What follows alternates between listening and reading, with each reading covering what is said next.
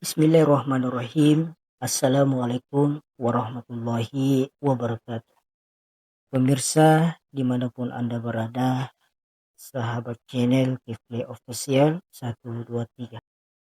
Alhamdulillah, hari ini kami bahas mengenai persoalan talak.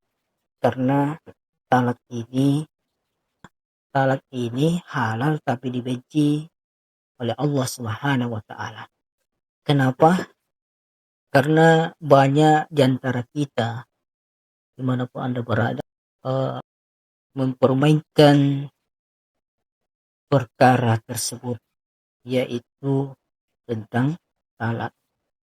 Tetapi ada pendapat ulama bahwa talak itu ketika diucapkan maka talaknya itu tidak jatuh alias tidak sah.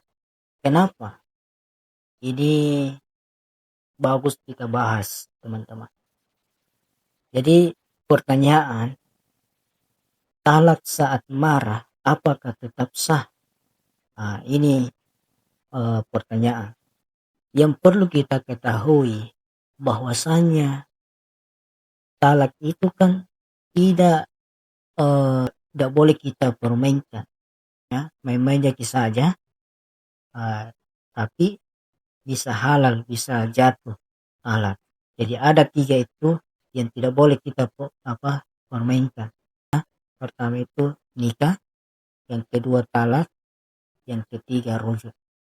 Jadi ketiga ini ya boleh kita permainkan. Kalau pura mau nikah sama orang, itu kan bisa jadi sah walaupun kita main-main saja. Gitu. Begitupun juga talak. Kalau kita main untuk mentalak istri, itu bisa jadi sah, bisa kita mengucapkan talak tersebut. Gitu. Begitupun juga rujuk. Nah, tetapi kita kembali persoalan tadi yang mengenai pertanyaan, yaitu talak saat marah apakah sah atau tidak. Nah, itu paling penting. Nah, dalam Islam, hukum talak saat marah tergantung pada tingkat kemarahannya. Para ulama membaginya menjadi beberapa bagian. Nah, jadi ada bagian persoalan kemarahannya. Pertama itu adalah marah ringan. Nah, marah ringan ini artinya masih sadar dan bisa mengontrol ucapannya.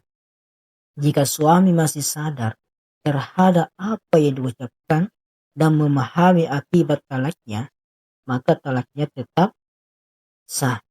Nah, itu.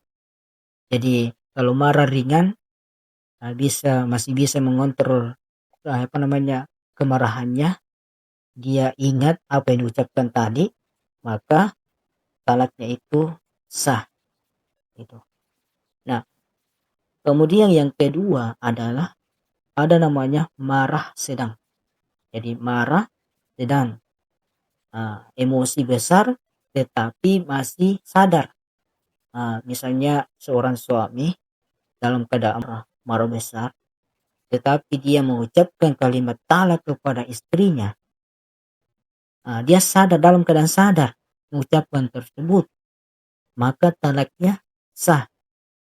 Itu ya. Jadi hati para suami, para lelaki yang punya istri dalam keadaan marah, ketika kita sadar mengucapkan itu, maka talak kita tetap jatuh atau sah.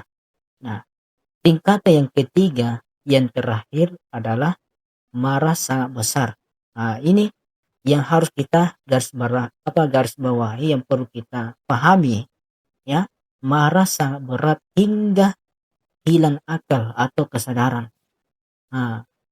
Misalnya ada seorang suami, ya, marah betul, sangat marah kepada pasangannya, sampai akalnya hilang, sampai kesadarannya hilang. Apa? Gara-gara itu tadi, karena dia marah berat. Jadi kemarahannya itu sangat berat sehingga dia hilang akalnya.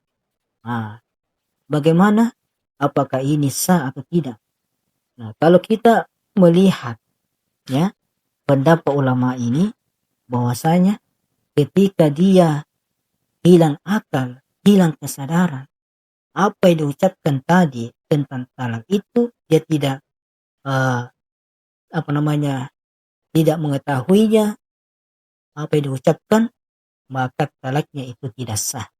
Nah, maka itulah sesuai pertanyaan tadi, ketika kita saat marah apakah talaknya sah atau tidak. Nah, kalau di sini yang ketingkatan kemarahan yang ketiga ini adalah ketika dia marah sampai dia hilang akalnya, kesadarannya, maka talaknya tidak sah. Itu. Nah, apa dasar hukumnya? Nah, ada di dalam hadis Nabi Shallallahu Alaihi Wasallam, ya. Nah, yang artinya itu tidak ada talak dan tidak sah memerdekakan budak dalam keadaan tertutup akalnya atau hilang kesadarannya, maka tidak sah talaknya. Begitupun juga mau memerdekakan budaknya ketika dia tidak sadar, maka tidak sah, maka hukumannya itu tidak sah. Nah, hadis ini diriwayatkan oleh Imam Abu Dawud dan Ibnu Majah gitu. Jadi ini adalah hadis ya, salah satu hadis sahih juga, hadis riwayat Abu Dawud dan Ibnu Majah. Nah, tapi saya sarankan kepada kaum laki, ketika kita dalam keadaan marah kemudian kita sadar apa yang kita ucapkan tadi, jangan coba mengucapkan kalimat talak, karena sesungguhnya ketika kita mengucapkan kalimat tersebut maka talak jatuh kepada istri. Nah, itu. Insya Allah nanti berikutnya kami akan bahas mengenai tentang talak 1, talak 2, talak 3. Bagaimana hukumnya? Ya, mungkin itu saja dari kami. Mudah-mudahan bisa bermanfaat kepada kalian semua. Begitupun juga pada diri kami. Apabila ada kekurangan, mungkin bisa teman-teman atau saudara bisa berkomentar di bawah video ini, memberikan masukan atau memberikan ilmunya, sehingga kita bisa memahami tersebut gitu. Jadi kita ini saling berbagi ilmu yang bermanfaat kepada sesama. Barakallahu fikum. Sekian, terima kasih. Wassalamualaikum warahmatullahi wabarakatuh.